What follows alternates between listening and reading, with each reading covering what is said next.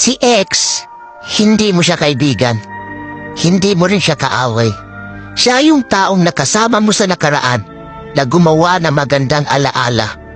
Pero hindi na siya parte ng buhay mo sa ngayon kasi wala na kayong dalawa. Pwede siya yung dahilan kung bakit nasaktan ka ng sobra-sobra. Pero siya naman yung rason kung bakit marami kang natutunan sa pag-ibig. Kaya kung babalik man siya ulit sa buhay mo at magpaparamdam ulit, it's your choice. Kaya paano ka mabubuo ulit ang sarili mo kung tatanggapin mo yung tao na sumira ng pagkatao mo? Kaya lagi mong tatandaan, kaya lapis ang gamit ng mga bata para ipaalam sa kanila na ang mali ay pwede pang itama.